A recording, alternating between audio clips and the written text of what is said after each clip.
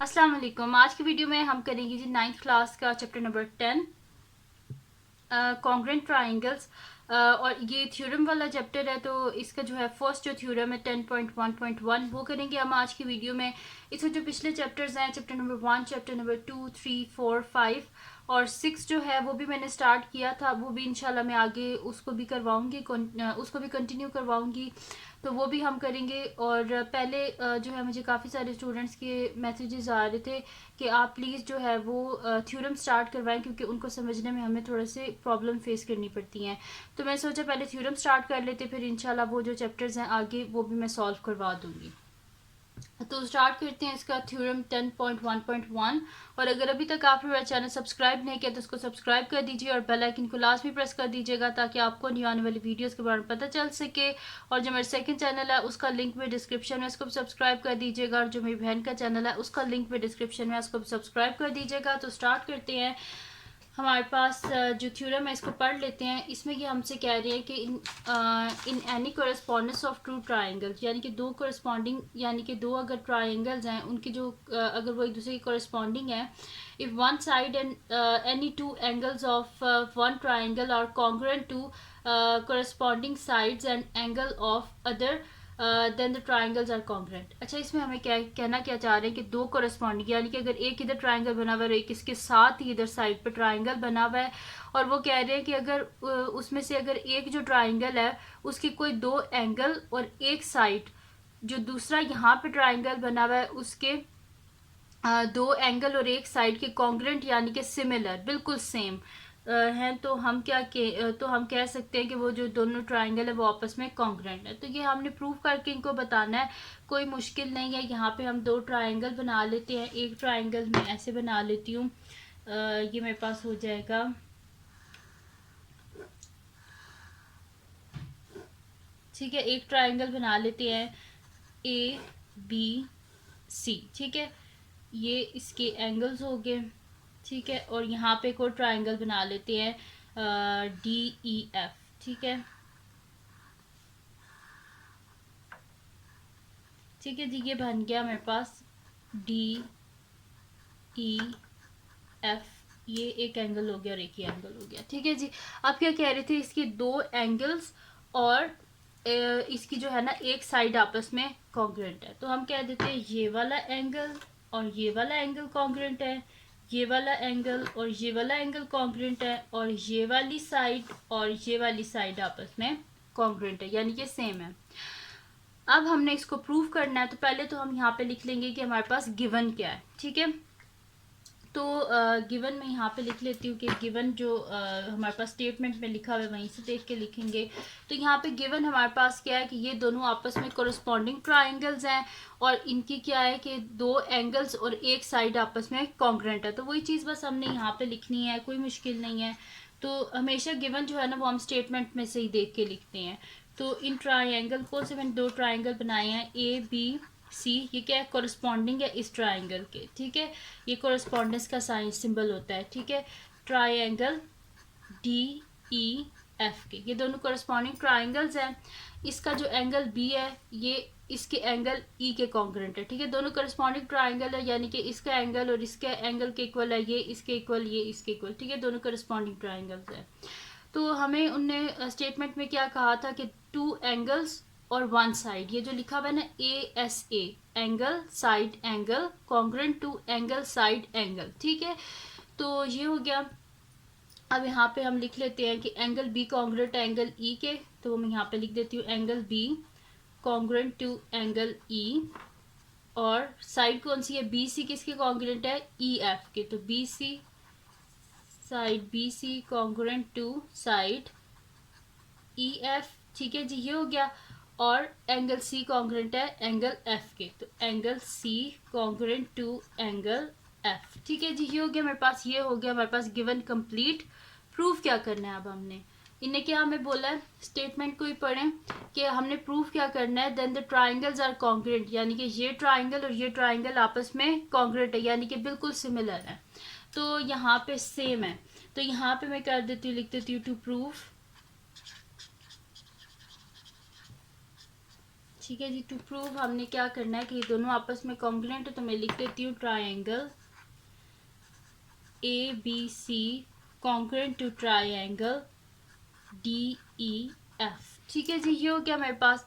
हमने लिख दिया कि ये दोनों जो है वो आपस में कॉन्ग्रुएंट है, ये हमने प्रूव करना है। अब लेते हैं नेक्स्ट शीट और इस पे हम लिखते हैं कि हमने कंस्ट्रक्शन क्या करनी पड़ेगी कि हम इस ये जो थ्योरम है इसको हम प्रूव कर सकें। तो इस थ्योरम को प्रूव करने के लिए हम कहेंगे, सपोज करेंगे कि ये आपस में कॉन्ग्रुएंट नहीं है, फिर हम खुद को ही मतलब कि गलत साबित करेंगे कि भाई ये जो हमने पॉइंट लिया है ये बिल्कुल सिमिलर है उसी पॉइंट के, और ये एंड में कॉन्ग्रुएंट जो है वो प्रूव हो जाएंगे। तो सबसे पहले तो हम कहते हैं कि अगर ये कॉन्ग्रुएंट नहीं है तो फिर क्या होगा। ठीक है, तो कंस्ट्रक्शन में हम यहाँ पे एक पॉइंट ले लेंगे और फिर हम कहेंगे कि अगर जो है वो ए बी जो है वो हमारे पास कॉन्ग्रुएंट नहीं है डी एफ के डी ई के, तो हम यहाँ पे एक और एक्स्ट्रा पॉइंट लेंगे जिसको हम एम बोल देंगे। ठीक है, तो वो यहाँ पे मैं पॉइंट ले लेती हूँ एम। हम कहते हैं कि ये जो ए बी है ना ये कॉन्ग्रुएंट नहीं है डी ई के, तो यानी कि जब ये कॉन्ग्रुएंट नहीं है तो हम यहाँ पे एक और पॉइंट ले लेंगे खुद से जिसको हम बोल देते हैं कि यहाँ पे वो पॉइंट मेरे पास एम है, और मैं कहूँगी कि जो ए बी है ना वो किसके कॉन्ग्रुएंट है मेरे पास फिर एम ई के। ठीक है, तो ये मैंने यहाँ पे एक एक्स्ट्रा पॉइंट लिया है ताकि हम जो है इस थ्योरम को प्रूव कर सकें। तो यहाँ पे जो m है इस पॉइंट को मैंने एक्स्ट्रा लिया, तो यहाँ पे अब फिर हम लिख देते हैं कि सपोज करते हैं कि मेरे पास जो ए बी है वो डी ई के कॉन्ग्रुएंट नहीं है। ठीक है, तो यहाँ पे मैं लिख देती हूँ कंस्ट्रक्शन।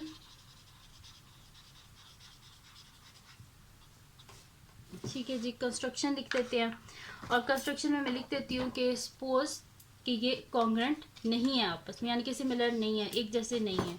तो यहाँ पे लिखते हैं suppose A B is not congruent to D E. A B congruent D E के नहीं है, तो यहाँ पे हम एक पॉइंट लेंगे एम। तो वही चीज़ यहाँ पे लिख देते हैं कि take a point M on D E such that, हमने डी ई पे एक पॉइंट लिया और हम कहेंगे कि ए बी किसके कॉन्ग्रुएंट है अब एम ई के। तो मैं यहाँ पे लिख देती हूँ कि A B side A B is congruent to M E. ठीक है, और करना कि हमने ज्वाइन करना है एम टू एफ, ये एम को इस एफ से ज्वाइन कर देना। ठीक है, तो ये मेरे पास अब बन गया यहाँ पे ये ट्राइंगल। अब हम कहेंगे कि ये ट्राइंगल जो है ना ये इस ट्राइंगल के कॉन्ग्रुएंट है, लेकिन एंड में आप देखिएगा कि ये इसी के कॉन्ग्रुएंट आएगा। ठीक है, तो स्टार्ट करते हैं इसको। अब यहाँ पे मैं लिख देती हूँ इसका प्रूफ। तो यहाँ पे लिख लेते हैं जी प्रूफ, और यहाँ पे आ जाएगा मेरे पास स्टेटमेंट्स, और इस साइड पे मेरे पास आ जाएंगे रीजंस। अगर आप समझ के करेंगे ना तो आपको ये मतलब कि मेमोराइज करने की ज़रूरत ही नहीं, यानी कि आपको रट्टा लगाने की ज़रूरत ही नहीं पड़ेगी। आप इसको इजीली जो है ना वो समझ के किया होगा तो आप इसको खुद कर लेंगे। लेकिन एक चीज़ जो मैं आपको थ्योरम में बता दूं जो आपने नहीं करनी वो मैं आपको बताती हूँ। यहाँ पे इस सेपरेटर बना लूँ। हाँ देखें, अगर यहाँ पे जिस तरह आपकी बुक में गिवन है A B C side given है और इधर गिवन है डी ई एफ, तो अगर आपने खुद यहाँ पे जैसे कि आपने यहाँ पे ले लिया ए बी सी और यहाँ पे आप ले लें कुछ भी आगे जाके एच आई जे ले लें, तो फिर आपको सारा थ्योरम इसी जो आपने खुद लिखा होगा ना उसके हिसाब से करना है। ठीक है, ऐसे ना करना कि ये ना हो यहाँ पे आप ए बी सी लिख दें, यहाँ पे एच आई जे लिख दें और थ्योरम बिल्कुल वैसे ही सॉल्व करके आ जाए जैसे बुक में लिखा है। ठीक है, या तो करें तो बिल्कुल बुक वाला ही करें, और अगर आपने चेंजिंग करनी है तो फिर पूरे थ्योरम में चेंजिंग करें। ठीक है, चेंजिंग का कोई इशू नहीं होता, आप कर सकते हैं, लेकिन फिर पूरे थ्योरम में आपको करनी पड़ेगी। तो स्टेटमेंट में लिख देते हैं कि ये दोनों क्या है, कोरिस्पॉन्डिंग ट्राइंगल है। अब हम जो है ना ये वाला लेंगे ए बी सी और दूसरा ये वाला एम ई एफ। तो मैं यहाँ पे लिख देती हूँ कि इन ट्राइंगल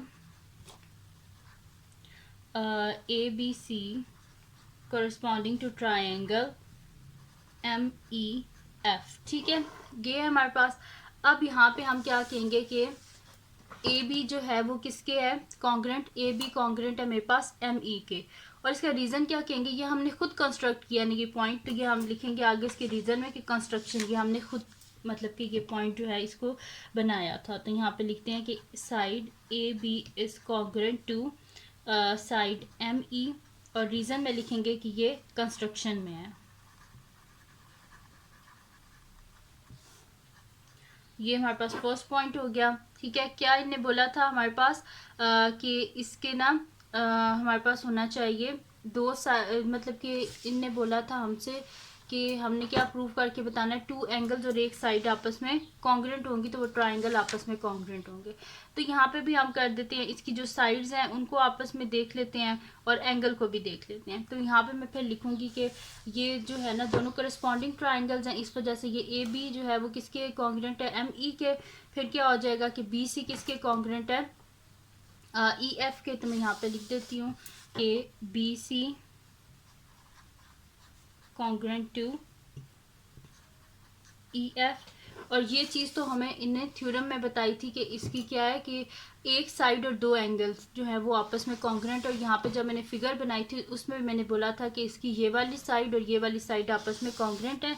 इस वजह से रीज़न में हम क्या लिखेंगे, गिवन लिखेंगे। ठीक है जी।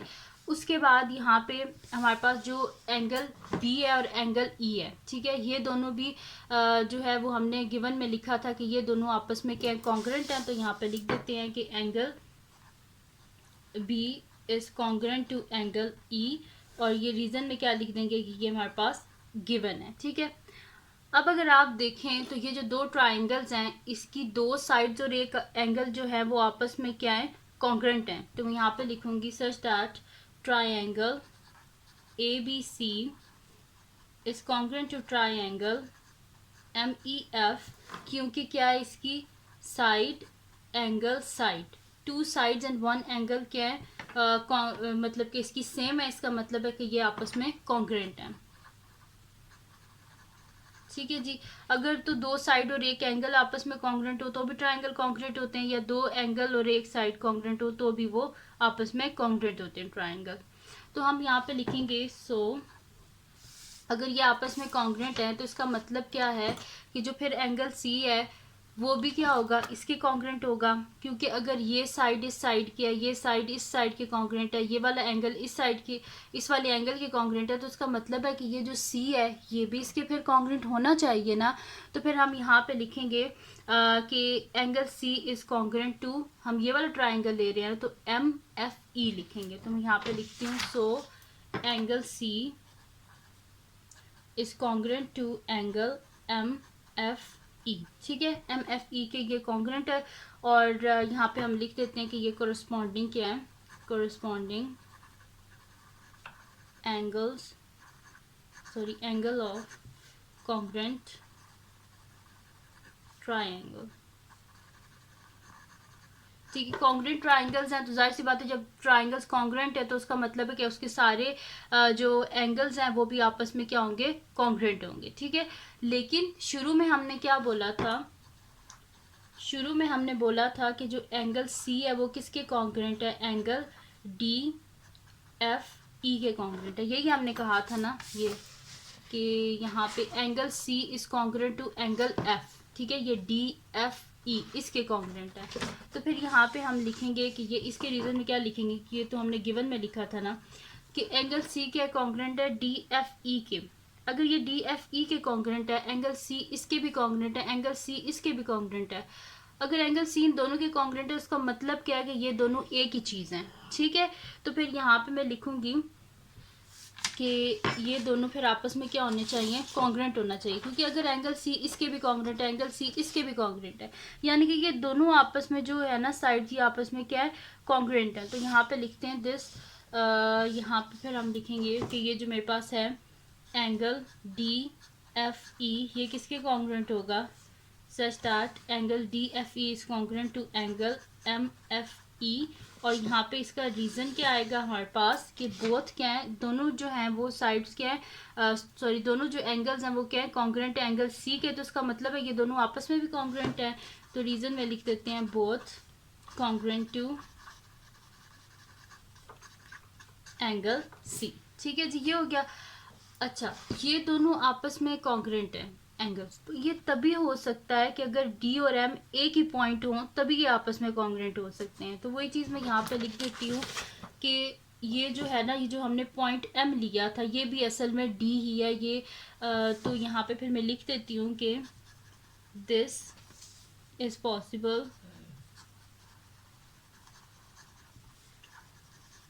only if D and M are the same points। अगर डी और एम आपस में सेम पॉइंट होंगे तभी ये हो सकता है। यानी कि यहाँ पे क्या आ जाएगा हमारे पास कि एम ई क्या है हमारे पास कॉन्ग्रुएंट है किसके, डी ई के। यानी कि ये दोनों क्या है, एक ही है, सेम ही है। यहाँ पे ये एम ई और डी ई बेसिकली ये एक ही है, ठीक है। ये जो हमने एम खुद से पॉइंट लिया था ना, बेसिकली ये डी ही है, ठीक है। तो यहाँ पे हम क्या करेंगे, फिर लिख देंगे कि ये दोनों आपस में कॉन्ग्रुएंट है। तो मैं यहाँ पे लिख देती हूँ कि ए बी जो है, सो ए बी किसके कॉन्ग्रुएंट आ जाएगा, so A B is congruent to D E, ठीक है। हमने यहाँ पे खुद से पॉइंट जब एम लिया था तो हमने क्या लिखा था कि जो है, फिर हमने कहा था कि ए बी किसके कॉन्ग्रुएंट है, एम ई के। और हमने सपोज किया था कि ए बी डी ई के कॉन्ग्रुएंट नहीं है, और हमने खुद से एक पॉइंट एम लिया था और बोला था कि ए बी कॉन्ग्रुएंट है एम ई के। तो अब जब ये दोनों पॉइंट एक ही हैं तो इसका मतलब है कि ए बी कॉन्ग्रुएंट है डी ई के। और यहाँ पे इसके रीज़न में लिखते हैं किस वजह से ये आपस में कॉन्ग्रुएंट है, क्योंकि A B is congruent to M E, ठीक है। ए बी किसके कॉन्ग्रुएंट था, यहाँ पे क्या लिखा था हमने कंस्ट्रक्शन में, A B congruent to M E, और एम ई किसके कॉन्ग्रुएंट है, डी ई के। यानी कि अगर ए बी एम ई के कॉन्ग्रुएंट है और एम ई डी ई के कॉन्ग्रुएंट है, इसका मतलब है ए बी डी ई के कॉन्ग्रुएंट होगा, ठीक है। तो यहाँ पे फिर मैं लिख देती हूँ कि ए बी और एम ई आपस में कॉन्ग्रुएंट हैं। कंस्ट्रक्शन में हमने ये लिखा था, कंस्ट्रक्शन में हमने ये लिखा था, और मैं यहाँ पे लिख दूंगी कि फिर क्या होगा कि एम ई जो है वो क्या है, कॉन्ग्रुएंट है डी ई के। और यहाँ पे हमारे पास ये प्रूफ हो गया है कि जो है ना ए बी कॉन्ग्रुएंट है डी ई के। तो यहाँ पे लिखेंगे 10 फ्रॉम, हमने जो किया था यहाँ पे लिखा था 1, ये वाला 2 और ये वाला 3, ठीक है। तो हमारे पास क्या है कि 1 2 3 और ये जो लास्ट वन वाला ये 4, ठीक है।